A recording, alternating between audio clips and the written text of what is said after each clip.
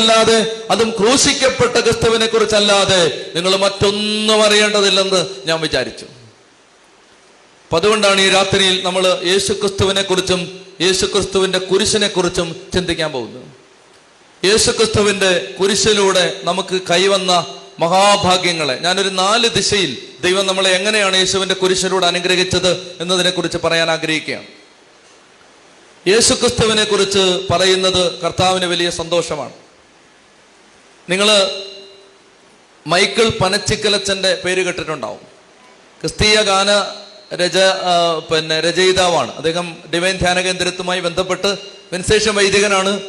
നായ്ക്കമ്പറമ്പിലച്ഛൻ ഒക്കെ ആ കാലഘട്ടം മുതൽ സുവിശേഷ വേല ചെയ്യുന്ന പ്രിയപ്പെട്ട ഒരു അച്ഛനാണ്. നല്ല കർത്താവിന്റെ കൃപയുള്ളൊരു വൈദികനാണ് ഈ അച്ഛൻ. അദ്ദേഹം പറഞ്ഞ ഒരു അനുഭവം ഞാൻ പറയാം. അദ്ദേഹം സിഗിയോൻ ധ്യാന കേന്ദ്രത്തിൽ ധ്യാനം കൂടി കൗൺസിലിങ്ങിനിരിക്കുന്ന സമയത്ത് ഒരു ബഹുമാനപ്പെട്ട സിസ്റ്റർ അച്ഛന് വേണ്ടി പ്രാർത്ഥിച്ചിട്ട് പറയുകയാണ്, അച്ഛാ, അച്ഛൻ്റെ 3 മിനിറ്റ് ദൈർഘ്യമുള്ള ഒരു പ്രഭാഷണം ഈശോയ്ക്ക് ഭയങ്കര ഇഷ്ടമായി. അപ്പൊ അച്ഛൻ പറഞ്ഞു, ഞാൻ ഡബ്ലിനിൽ ലോക മത സമ്മേളനത്തിൽ 3 മിനിറ്റ് സംസാരിച്ചിട്ടുണ്ട്. സിസ്റ്റർ പറയാണ്, അതല്ല, അത് കേരളത്തിലാണെന്ന് പറഞ്ഞു. കേരളത്തിൽ. പ്രിയപ്പെട്ട സഹോദരങ്ങൾ, അത് ഈ കോട്ടയം ഭാഗത്തെ കണ്ടാണ്, ഇവിടെ കണ്ടാണത്. എനിക്ക് കൃത്യ സ്ഥലം അറിയാൻ പാടില്ല. സംഭവം ഇതാണ്. ഈശോയ്ക്ക് ഏറ്റവും മൈക്കിൾ പനച്ചിക്കലച്ചൻ പ്രസംഗിച്ച പ്രസംഗത്തിൽ സ്വർഗം കൈയടിച്ചത് 3 മിനിറ്റ് ദൈർഘ്യമുള്ളൊരു പ്രസംഗത്തിലാണ്. അതിന്റെ സാഹചര്യം ഇതാണ്. 3 മതങ്ങളിൽപ്പെട്ട ആളുകൾ ഒരുമിച്ചിരുന്ന് മത സൗഹാർദ്ദ സമ്മേളനം നടക്കുന്ന സമയത്ത് 2 മതത്തിൽപ്പെട്ട വ്യത്യസ്ത മതത്തിൽപ്പെട്ട ആളുകൾ അവരുടെ വിശ്വാസം ശക്തിയോടെ പ്രഘോഷിച്ചു. ക്രിസ്ത്യാനിക്ക് ഒരു ഗുണമുണ്ട്, എവിടെ ചെന്നാലും കോംപ്രമൈസ് ചെയ്യും. അതുകൊണ്ട് ക്രിസ്ത്യാനി അവിടെ ഇവിടെ തൊടാതെ എല്ലാം ഒന്നാണെന്ന രീതിയിൽ ആർക്കും വേദനിക്കല്ലല്ലോ എന്ന് ഓർത്തിട്ട് പ്രസംഗിച്ചു. മൈക്കിൾ പനച്ചിക്കലച്ചൻ കാണികളുടെ കൂട്ടത്തിരിക്കുകയാണ്. അച്ഛൻ്റെ ചോര തിളച്ചു കയറി. കാരണം ബാക്കി 2 പേരും ബാക്കി 2 മതവിശ്വാസത്തിൽ നിന്ന് വന്ന സഹോദരങ്ങളും അവരുടെ വിശ്വാസത്തെ ശക്തമായിട്ട് അവതരിപ്പിച്ചു. നമ്മൾ വളയുമല്ലോ, എവിടെയും നമ്മുടെ നട്ടല് എവിടെയും വളയുമല്ലോ. അപ്പൊ അതുകൊണ്ട് നമ്മൾ പറഞ്ഞു, ആർക്കും നോവാൻ പാടില്ല, നമ്മൾ അങ്ങനെ എല്ലാം അങ്ങനെ വളരെ സൂക്ഷിച്ച് വേണം എന്നൊക്കെ പറഞ്ഞിട്ട് അങ്ങനെ വളവളാന്ന് പറഞ്ഞു. ചെത്തി പറഞ്ഞേ ഹല്ലേലൂയാ, ഹല്ലേലൂയാ. പ്രിയപ്പെട്ട മക്കളെ, ഒരു സഹോദരിയോട് ചോദിച്ചു, എന്താണ് ക്രിസ്തീയ വിശ്വാസം ഉപേക്ഷിച്ച് മറ്റൊരു മതത്തിലേക്ക് ചേർന്നതെന്ന് ചോദിച്ചു. എനിക്കറിയാവുന്നൊരു സംഭവം ഞാൻ പറയുകയാണ്. അപ്പൊ ആ സഹോദരി ഇങ്ങനെ പറഞ്ഞു, ഞാനിപ്പം പുതിയതായിട്ട് ചേർന്ന മതത്തിൽ എന്തെങ്കിലും ഒരു കാര്യം ഉണ്ടെങ്കിൽ അത് ഇങ്ങനെയെന്ന് പറഞ്ഞാൽ ഇങ്ങനാണ്, അതിന് വേറെ മാറ്റമൊന്നുമില്ല. അങ്ങനെ എന്ന് പറഞ്ഞാൽ അങ്ങനാണ്. എന്നാൽ ഞാൻ ഏത് മതത്തിൽ നിന്ന് വന്നോ ആ ക്രിസ്തീയ മതത്തിൽ അത് അങ്ങനെ ആവാം, ഇങ്ങനെ ആവാം. മനസ്സിലായി? ഇതിനാണ് വളവള എന്ന് പറയുന്നത്. മനസ്സിലായോ? അതായത് അങ്ങനെ ആവാം, ഇങ്ങനെ ആവാം. അങ്ങനെ ആക്കി ഇങ്ങനെയാക്കി ഒത്തിരി മക്കൾ മതത്തിൽ നിന്ന് പൊഴിഞ്ഞുകൊണ്ടിരിക്കുകയാണ്. എങ്ങനെയും അങ്ങനെ അത് ചെയ്താലും കുഴപ്പമില്ല, ഇത് ചെയ്താലും കുഴപ്പമില്ല, ആരും നോവിക്കാതിരുന്നാ മതി. ചെത്തി പറഞ്ഞേ ഹല്ലേലൂയാ. ക്രിസ്ത്യാനി അങ്ങനെ വളവള പറയുന്ന നീ മാരക പാപത്തിലാണ്. ഒന്നുകിൽ സത്യം ഏതാണെന്ന് അറിയണം, സ്വീകരിക്കണം, വിശ്വസിക്കണം, പ്രഖ്യാപിക്കണം.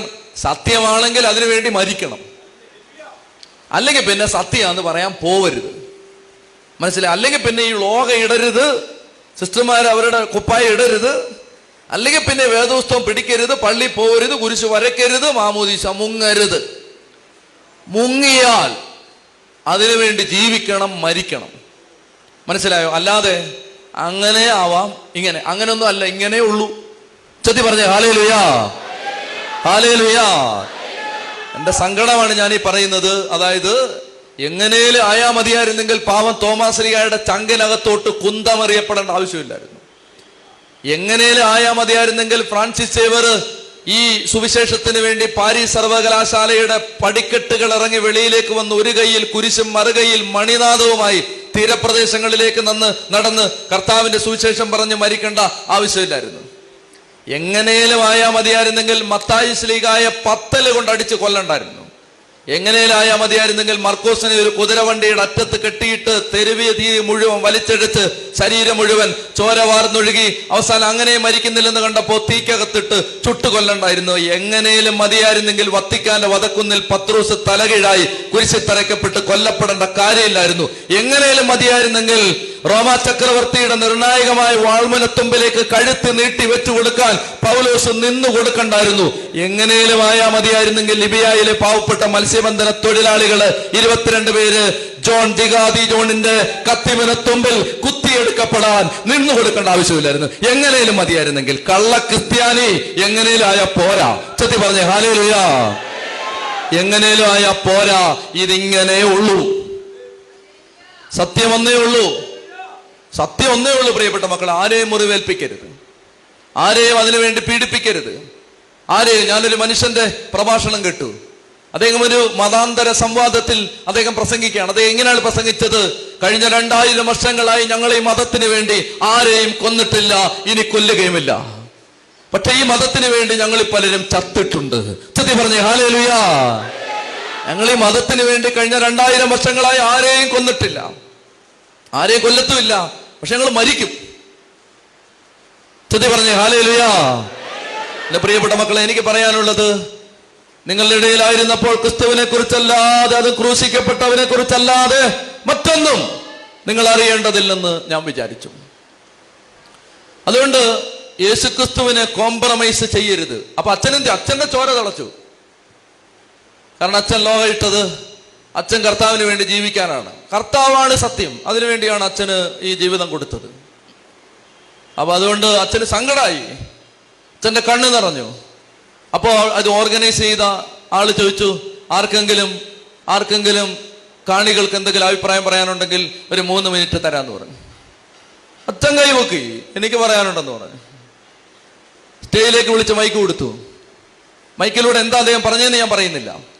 അദ്ദേഹം പറഞ്ഞു, യേശു ക്രിസ്തുവാണ് ലോകത്തിന്റെ രക്ഷയ്ക്ക് വേണ്ടി പിതാവ് അയച്ച ദൈവപുത്രൻ. അത് പറഞ്ഞു. പ്രിയപ്പെട്ട സഹോദരങ്ങളെ, അത് പറഞ്ഞപ്പോ അവിടെ ബഹളായി. മൈക്ക് കൊടുത്ത ആള് മൈക്ക് വാങ്ങിച്ചിട്ട് പറഞ്ഞു, ഇവിടെ വർഗീയത പറയരുതെന്ന് പറഞ്ഞു. അച്ഛൻ പറഞ്ഞു, ഒരു വർഗീയതയും പറഞ്ഞില്ലല്ലോ. അവര് പറഞ്ഞ പോലെ എനിക്ക് വിശ്വാസമുള്ള സത്യം പറഞ്ഞതേ ഉള്ളൂ. ബഹളായി.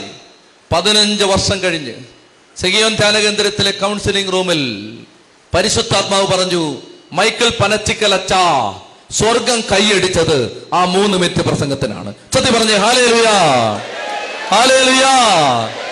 പ്രിയപ്പെട്ട സഹോദരങ്ങളെ, എനിക്ക് പറയാനുള്ളത്, നമ്മൾ വിശ്വസിക്കുന്നതിന് വേണ്ടി ജീവിക്കണം, സാക്ഷ്യപ്പെടുത്തണം, മരിക്കണം. എല്ലാവർക്കും മരിക്കാനുള്ള ഭാഗ്യം ദൈവം തരില്ലായിരിക്കും, പക്ഷെ ജീവിക്കാൻ പറ്റുമല്ലോ.